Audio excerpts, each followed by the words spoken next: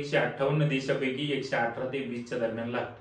म्हणजे आपण कुठं चाललो त्यावेळेस भारताची तुलना चीन, जपान, रशिया यांसारख्या देशांची व्हायची. आज भारताची तुलना कोणाशी होते? पाकिस्तान, बांगलादेश, नेपाळ आणि म्यानमार.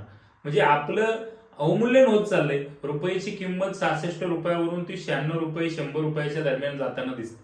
म्हणजे झालंय काय हे प्रत्येक नागरिकांना समजून घ्यायला पाहिजे. तसंच या मीडियाच्या स्वातंत्र्याच्या बाबतीत आहे. अण्णा हजारेंच्या आंदोलनाला मीडियाने इतकं कव्हरेज दिलं की त्या काळी असणारी काँग्रेसची राजवटच लोकांनी उलथून टाकली. मंडळी, अशीच परिस्थिती आता होती की काय असं बऱ्याच विरोधकांना वाटत होतं, परंतु ती आशा फोल ठरली, कारण न्यूज मीडिया त्याच्याकडे फिरकलाच नाही. मग झालं हे की ही चळवळ या देशातल्या सर्वसामान्य माणसांना हातात घेतली. त्या माणसाने सोशल मीडियाचा इतका प्रभावी वापर केला की ही चळवळ देशाच्या कानाकोपऱ्यात पोहोचली.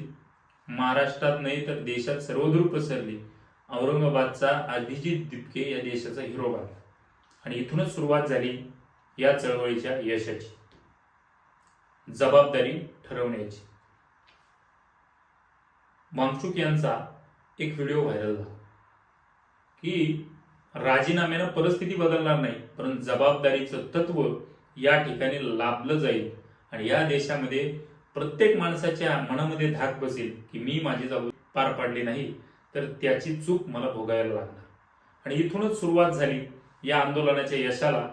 मोदींना झुकावं लागलं आणि या देशाच्या शिक्षण मंत्र्यांचा राजीनामा घ्यावा लागला. राजीनाम्यानं प्रश्न सुटणार नाही हे नक्की, परंतु या व्यवस्थेमध्ये धाक निर्माण झाला, या हुकुमशाही प्रवृत्तीमध्ये धाक निर्माण झाला की कोणाचाही राजीनामा मी घेणार नाही असं म्हणणारे मोदी आज त्यांच्याच एका मंत्रिमंडळात त्या मंत्र्याचा राजीनामा घेत आहेत. निश्चितच तो घ्यायला पाहिजे, कारण देशाच्या प्रत्येक नागरिकाला पडलेला प्रश्न आहे की लोकांचं राज्य म्हणजे लोकशाही. जर तुम्हाला लोकांनी सत्तेवर बसवले तर लोक म्हणतील त्यावेळी तुम्ही उतार व्हाल, पण जर तुम्ही चुकीचं करत असाल तर लोकशाही मार्गाने तुम्हाला त्या ठिकाणी जाब विचारला जाऊ शकतो. या माध्यमातून सीजेपीनं हेच साधले.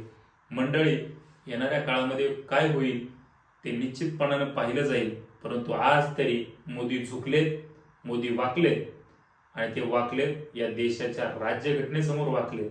कुणाही एका व्यक्तीसमोर नाही, कुणा एका पक्षासमोर नाही, तर या देशाच्या सर्वोच्च मानल्या जाणाऱ्या राज्यघटनेपोटी या लोकांसाठी त्यांनी माघार घेतली. त्यांची माघार ही स्तुत्य आहे. खरं तर लोकशाहीचा विजय आज झालाय असं म्हटलं तर हरकत नाही, कारण जर त्यांनी माघार घेतली नसती तर परिस्थिती चिघळवली असती. विरोधी पक्षाने याच्यामध्ये आपला अजेंडा रेटायचा प्रयत्न केला असता आणि त्या सर्वसामान्य विद्यार्थ्यांना याची किंमत मोजावी लागली असती. गुन्हे त्यांच्यावरती दाखल झाले असते आणि आयुष्यभर त्या ठिकाणी त्या गुन्ह्यांचा डाग घेऊन त्यांना जगावं लागलं असतं. निश्चितच आज मोदींनी या सगळ्यातून काढता पाय घेतलाय आणि सर्वसामान्य पोरांना निश्चितपणानं वाचवलंय असं म्हटलं तर वावगं ठरणार नाही. निश्चितच त्यांची ही कृती ही नक्कीच आदर्श आहे. का होईना त्यांना शहाणपण सुचलं.